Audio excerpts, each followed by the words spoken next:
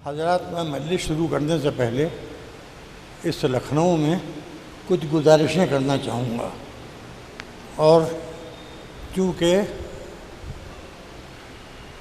کم سے کم شمالی ہند میں ورنہ غیر منقسم بر صغیر میں عزاداری کی تہذیب کا مرکز یہ شہر رہ چکا ہے اور اسی کو رہنا چاہیے ہے، تو میں چونکہ 72 سال کا ہو گیا ہوں، مجھے اس کے علاوہ اور کسی چیز کی فکر نہیں ہے کہ آپ خفا ہوں گے تو جنازے میں مجمع کم ہوگا، 40 میں لوگ کم آئیں گے، تو یعنی اتنی تو لوگوں کی نزدیں کہ ہائے ہائے کر رہا ہوں، معلوم کہ 95 برس لوگ عبدالغفار خانہ بنائے سیدوں کی موت دے، اور آپ کی دعاؤں کی مجھے ضرورت بھی نہیں ہے۔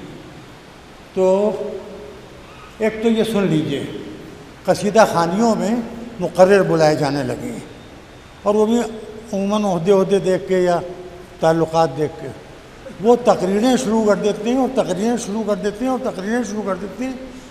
مجمع آیا ہے شعراء کے لیے، چنانچہ اب قصیدہ خوانیوں میں 10:30 11 بجے سے پہلے مجمع ہی نہیں پہنچتا، یہ اپنی جگہ پر ہے۔ دوسرے، یہ لکھنؤ شہر ہے، ابھی فلائی اوور نہیں بنا ہے، یہ میڈیکل کالج سے آپ ٹالکٹورے کی طرف ایک ڈھیلا پھینکیے، یا کسی عالم کے سر پر پڑے گا، مولوی کے سر پر، یا کسی شاعر کے سر پر۔ کچھ دن میں لکھنؤ شہر میں سامعین مفقود ہوں گے، سب علماء ہوں گے، سب ذاکرین ہوں گے، جس کو جو سیڑھیاں یاد ہو جائیں گی وہ اتنا بڑا علامہ ہو جائے گا۔ اور شعراء کو تو حوقت البیان ہوتا ہی ہے، ذرا سے چند الفاظ تبدیل کر لیے۔ میں نے ان بچوں کو ظاہر ہے کہ یہ مرحوم کی، ابھی آپ نے جو شعر میں ان کے بیٹوں کا ذکر کیا، تو خدا کی قسم میرے کئی رشتے ہونے کے علاوہ میں ان کی سگی بھانجی کا شوہر ہوں۔ مجھے آپ سے معلوم ہوا، آپ بنارس میں رہتے ہیں، کہ مولانا ذکی صاحب کا کوئی بیٹا بھی ہے، اگر ہے تو مجھ سے ملائیے بھائی۔ ہاں، آپ کو نہیں معلوم، ایک نظم آپ نے کہہ رکھی ہے، اس میں سے آپ الفاظ بدل لیتے ہیں مجمع دیکھ کے۔ تو یہ سلسلے جو ہیں یہ شیعہ کالج کی صدارت نہیں ہے، سمجھ رہے ہیں آپ؟ جو آپ نے کہا سے چھینی وہ بیٹھ گئے، اور یہ عالم دین کی، اور میں مختلف مجلسوں میں یہ کہتا رہتا ہوں کہ یہ شہر 4 خاندانوں کا شہر ہے، اور یہ 4 خاندان انشاءاللہ شاد آباد رہیں گے، یہ چاروں ڈیوڑیاں کھلی رہیں گی چہاردہ معصومین کے صدقے میں، اور ہم آپ سب ان خاندانوں کے محتاج رہیں گے۔ ہمارے درمیان معاصر ہونے کی وجہ سے کبھی کبھی کچھ چشمک ہو جاتی ہے، تو اس کا مطلب یہ نہیں کہ عداوت ہو جاتی ہو، لیکن یہ کہ یہ کوئی طریقہ ہے کہ 9:30 بجے 40ویں کی مجلس کا اعلان ہے، اور اب جو شعراء کرام نے ریتنا شروع کیا تو معلوم ہوا کہ 11 بجنے میں 5 منٹ پر یہ شخص آپ کے سامنے حاضر ہے۔ رٹا ہوا مسودہ ہو تو آدمی بھول جائے۔ اچھا، یہاں میں آپ کو ایک بات اور بھی بتا دوں، یوٹیوب کے اوپر اتنی عمدہ چیز نکل آئی ہے کہ آپ کو چھینکنے کے بعد اخبار میں چھپوانے کی ضرورت نہیں ہے۔ اگر آپ کو کالی کھانسی ہو گئی ہے تو وہ بھی ساری دنیا کو معلوم ہو جائے۔ بات یہ ہوئی تھی تو میں نے یہی بات مشورہ دیا تھا۔ اب ظاہر ہے کہ میرا بیٹا بھی اور نواسا ہے، اور ان کے جو بڑی صاحبزادی کے بیٹے ہیں، میں نے نواسوں کو یہی مشورہ دیا تھا کہ 2 شاعر رکھے جائیں۔ ہلال صاحب نے سوچا کہ میں پہلے آ جاؤں گا تو مجمع کم ہوگا، تو اپنی طبیعت ٹھیک کر کے یہ اتنی دیر میں آئے کہ آخر میں یہ پڑھیں۔ یہ تبرکات میں ہے، اس کو یاد رکھیے۔ یہ تجسس اعجازی ایک شخص نہیں ہے، تجسس اعجازی ایک ادارہ ہے جس میں ماضی بھی ہے، حال بھی ہے، اور مستقبل میں زبان و ادب کی باریکیوں کی نزاکت کا علمی تحفظ بھی ہے۔ اور آپ ایک بات سن لیجیے، ان سے مجھے کچھ لینا دینا نہیں ہے، یہ غریب آدمی ہیں، عموماً مولوی پیسے والوں کی تعریف کرتے ہیں۔ میں ان کی غربت کے باوجود یہ بتا رہا ہوں کہ ان سے زیادہ امیر فی الحال ہندوستان میں اردو ادب میں اور شاعری میں آپ کو جلدی کسی فرقے میں کوئی اور نہیں ملے گا۔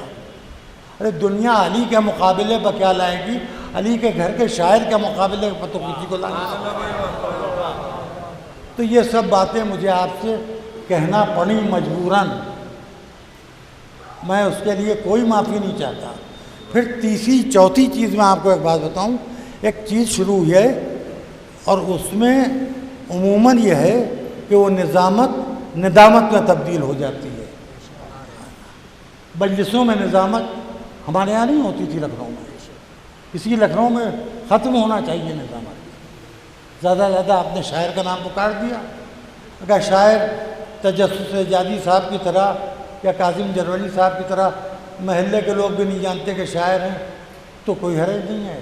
اگر شاعر مشہور ہے کوئی جو دوسروں سے کہلوا کے بہت اچھا ٹیٹوا چلا کے بہترین مصرع کھینچتا ہے، موضوع ناموضوع کی بھی اس کے اندر ریحانیت کلام ہوتی ہے اور عظمت نوحہ ہوتی ہے، اچھے جھٹکے مارتا ہے، پٹے ہلاتا ہے، تو بین الاقوامی شہرت کا مالک ہے، کوئی ضرورت نہیں ہے۔ لیکن یہ سب سلسلے درست کیجیے۔ اب اتنا وقت شاعروں نے ضائع کیا، میں نے آپ کا وقت صحیح صرف کیا ہے۔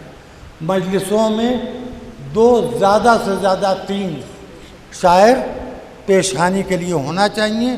ان شاعروں میں بھی یہ احساس ہونا چاہیے کہ 14 معصومین کے نام پر 14 سے زیادہ شعر نہ پڑھیں۔ تیسری چیز یہ ہے کہ سامعین میں ایک طبقہ ہے جو اردو اسکرپٹ پڑھنا نہیں جانتا ہے، مگر اس کا تکیہ کلام ہے مکرر ارشاد پھر پڑھیے۔ وہ جیسے اس میں یہ بھی ہیں، اس میں یہ بھی ہیں، یعنی جو قصہ یہ ہے کہ اب اتنی اطاعت آپ اپنے ماں باپ کی نہیں کرتے شعر پڑھتے وقت جتنی آپ سامع کی کرتے ہیں۔ یعنی یہ بھی میں نے شعراء کرام میں دیکھ رہا ہوں۔ اچھا، ہم مولویوں میں کیا خرابی ہے؟ اب مثلا ہم نے سوچا کہ موقع مل گیا ہے اتنے بڑے خاندان کے، اتنے بڑے عالم کے، اتنے بڑے خانوادے کے مجلس پڑھنا ہے تو مسودہ تیار کر رہے ہیں، اس میں مثلا الفاظ ڈھونڈ رہے ہیں، جملے بنا رہے ہیں، کر رہے ہیں۔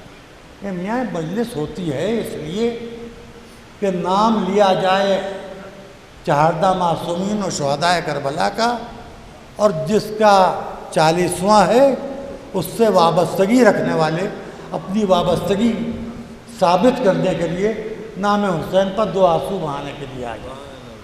یہ اس تمہید کے بعد اب میں آپ حضرات سے گزارش کروں، دیکھیں اتنی دیر میں ایک بات اور کہہ دوں، اتنی جہالت ہے آپ میں کہ گھستے ہیں جب تو یہ نہیں دیکھتے کہ کیمرے کے لینس کے سامنے کھوپڑی چلی جا رہی ہے۔ اس میں اب جو لوگ باہر دیکھتے ہوں گے وہ سوچتے ہوں گے کہ یہ لکھنؤ کے کسی گاؤں میں چلا گیا ہے، لکھنؤ کاکوری شفٹ ہو گیا ہے، یا لکھنؤ قطبپور خالصپور چلا گیا ہے۔ بھئی آپ میں اتنا شعور تو ہونا چاہیے کہ آپ جب کیمرے ہیں تو ان کے سامنے پھر جو کہا کہ چلیے چاہیے دیکھ کے بیٹھے فوٹوگرافر، یہ ظاہر ہے کہ یہ فوٹو کھینچیں گے، لیکن یہ اپنا کیمرہ اور اپنے آپ کو دکھانے کے لیے 8 منٹ میں فوٹو کھینچیں گے۔ اگر ان کو مودی کے ساتھ کہیں ہندوستان کے باہر بھیج دیا جائے تو آدھے راستے میں یہ جنازہ ان کا واپس آئے گا۔ آج میں بہت کڑوا ہو گیا ہوں، مجھے احساس ہو رہا ہے۔